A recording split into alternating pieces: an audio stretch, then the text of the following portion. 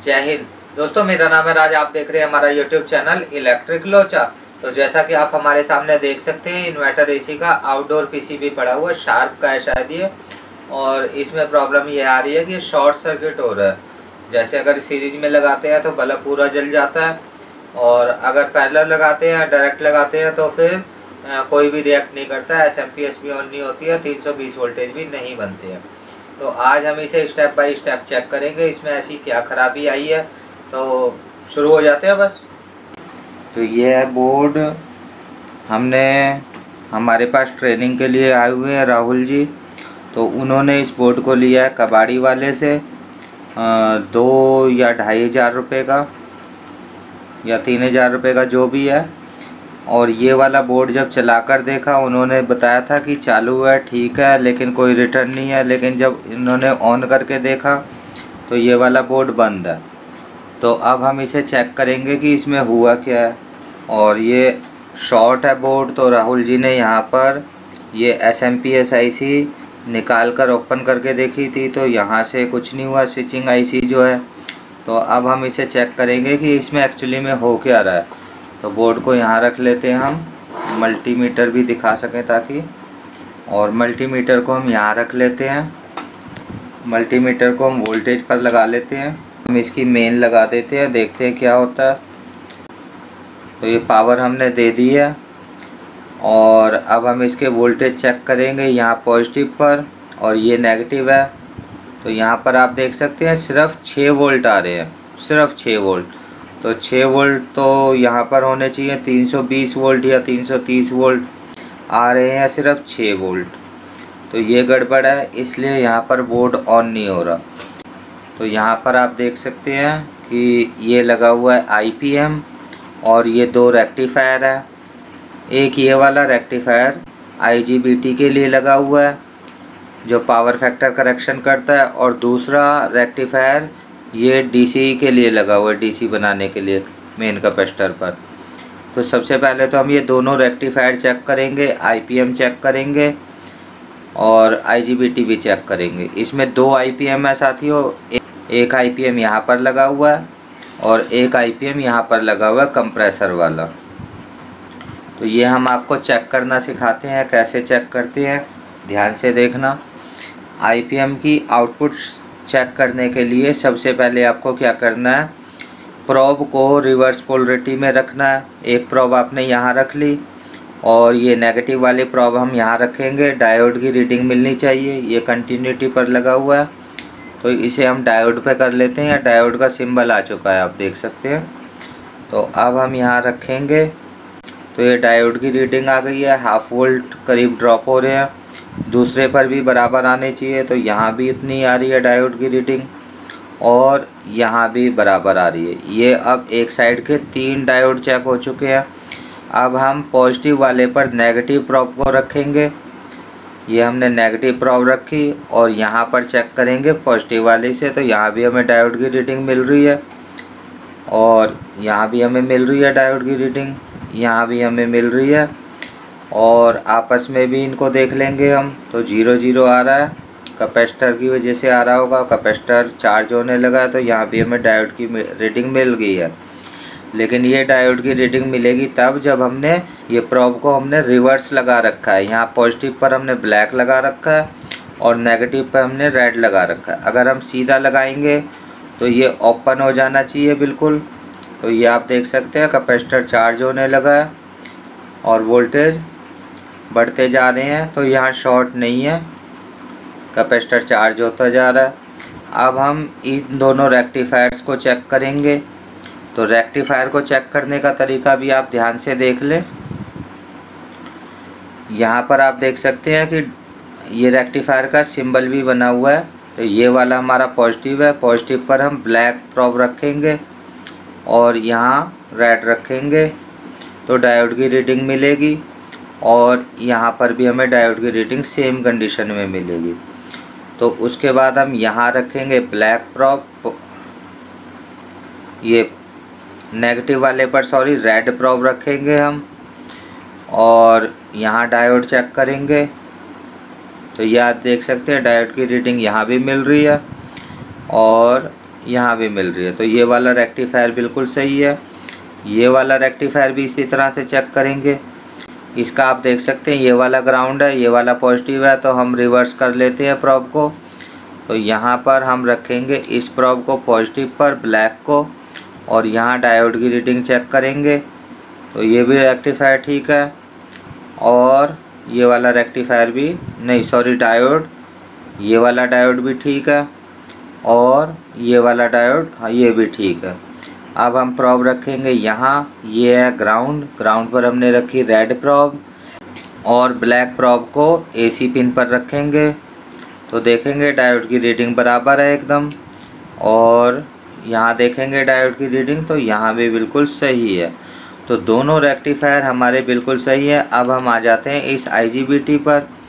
IGBT का जैसा कि आप देख सकते हैं इस तरफ लगा हुआ है, और ये वाला हिस्सा जुड़ा हुआ है नेगेटिव से, और ये वाला बीच वाला, और ये वाला यहाँ से जंपर लगकर जुड़ा हुआ है बीच वाले कलेक्टर से।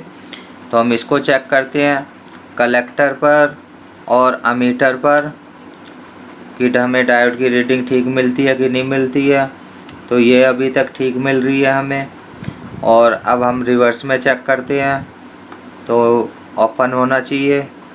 नेगेटिव पर नेगेटिव जा रही है, पॉजिटिव पर पॉजिटिव जा रही है, यानी अमीटर पर हमने नेगेटिव प्रॉब रखी और कलेक्टर पर हमने पॉजिटिव प्रॉब रखी। तो यहाँ भी हमें डायोड की रीडिंग मिल रही है जो नहीं मिलनी चाहिए। तो इसका मतलब है अभी तक तो ये वाला IGBT शॉर्ट है। तो इस IGBT को हम ओपन करते हैं और फिर देखते हैं क्या होता है। सबसे पहले हम इस हीट सिंक को खोल लेते हैं।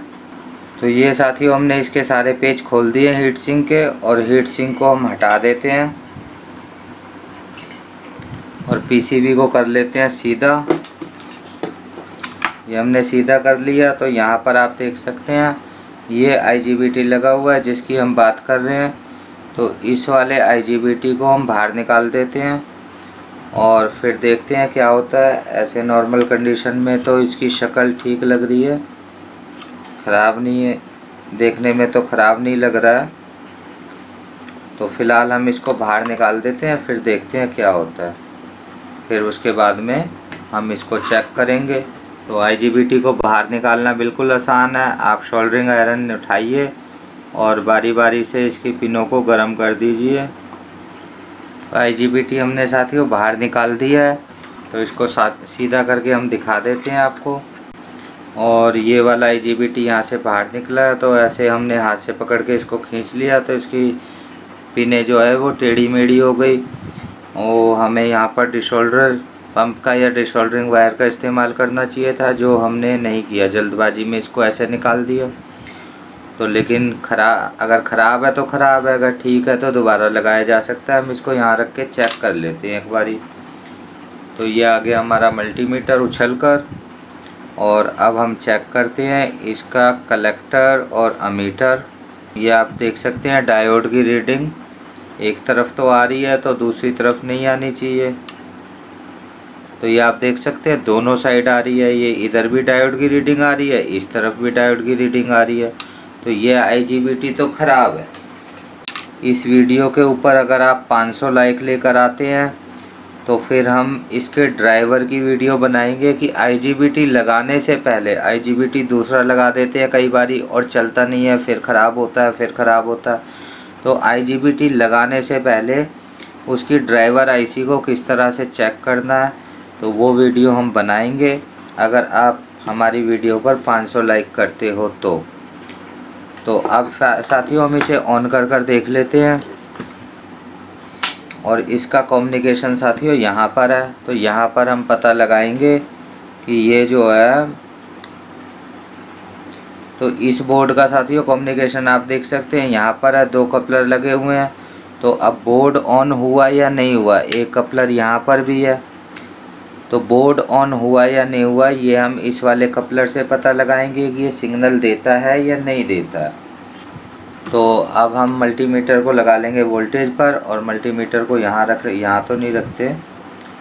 फ़िलहाल हम इसको पहले एक बारी यहीं रख के ऑन करते हैं और मल्टीमीटर को वोल्टेज पर लगा लेते हैं। वोल्टेज हम यहाँ पर चेक कर सकते हैं रेक्टिफायर पर। तो दोनों में से एक रेक्टिफायर IGBT के लिए, एक रेक्टिफायर DC करने के लिए, तो हम दोनों पर ही चेक करेंगे। तो सबसे पहले तो दे देते हैं इसको पावर। तो इसमें पावर नहीं आई है, रिएक्टर डिस्कनेक्ट है, तो हम रिएक्टर को पहले कनेक्ट करेंगे तभी पावर आएगी। तो ये पावर इसमें आ चुकी है और सबसे पहले हम देखेंगे कि SMPS ऑन हुई या नहीं हुई। तो ये डायोड लगा हुआ है, डायोड पर हम वोल्टेज चेक कर लेंगे। तो आप देख सकते हैं 13 वोल्टेज यहाँ पर आ रहे हैं। तो ये SMPS तो हमारी ऑन हो गई है। अब हम चेक करेंगे कि हमारा कम्युनिकेशन आया है या नहीं आया। अगर कम्युनिकेशन आया है तो फिर बोर्ड ऑन हो गया, अगर कम्युनिकेशन नहीं आया तो फिर बोर्ड तो डेड है। तो यहाँ पर भी आपको दिखा देते हैं 2 रेक्टिफायर पर कि कौन सा रेक्टिफायर IGBT का है, कैसे पता लगाएं। तो यहाँ पर हम वोल्टेज चेक करेंगे DC पर, तो आप देख सकते हैं 222 ही वोल्ट आ रहे हैं और यहाँ पर पूरे 300 वोल्ट आ जाएंगे, 300 से ज़्यादा, ये 338 वोल्ट आ रहे हैं। तो साथियों यह वाला जो ब्रिज रेक्टिफायर है यह IGBT के लिए है और आप देख सकते हैं इस पर कम वोल्टेज आते हैं क्योंकि कैपेसिटर कनेक्ट नहीं होता। तो अब साथियों हमने बोर्ड को घुमाकर तो रख लिया है और ये मल्टीमीटर ले लेते हैं। तो सबसे पहले हम इसको चेक करेंगे, पावर ऑन हमने कर दिया है तो हम इसको सबसे पहले तो चेक करेंगे कम्युनिकेशन सिग्नल आ रहे हैं या नहीं आ रहे हैं। तो हम मीटर की दोनों प्रोब लेंगे और यहाँ इस वाले ऑप्टोकपलर पर लगाएंगे। तो आप देख सकते हैं कि वोल्टेज में वेरिएशन तो नहीं है। एक प्रोब हम ग्राउंड पर रख लेते हैं कंफर्म करने के लिए। तो ये प्रोब हमने ग्राउंड पर रख ली है, यहाँ पर आप देख सकते हैं, यहाँ पर ग्राउंड पर रख ली है और दूसरी प्रोब हम यहाँ रखेंगे ऑप्टोकपलर पर, पॉजिटिव वाली। तो ये ऑप्टोकपलर पर हम लगाकर देखते हैं।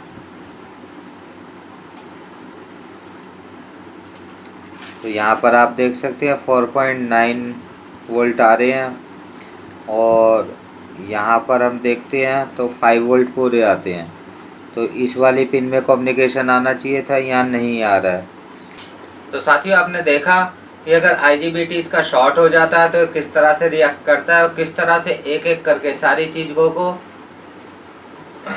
तो साथियों आपने देखा कि अगर IGBT इसका शॉर्ट हो जाता है तो किस तरह से इसको फाइंड आउट किया जाता है और एक एक करके सभी चीज़ों को आपने समझा कैसे चेक किया जाता है, रेक्टिफायर कैसे चेक करते हैं, IPM की शॉर्ट आउट कैसे चेक करते। तो साथियों आपने देखा कि किस तरह से हमने इजीली फाइंड आउट कर लिया कि इसका IGBT शॉर्ट है और साथ ही आपने देखा कि रेक्टिफायर को कैसे चेक करते हैं और IPM शॉर्ट है या नहीं है उसको कैसे चेक करते हैं हाई वोल्टेज साइड। तो आज की वीडियो में साथियों इतना ही। जय हिंद, जय भारत।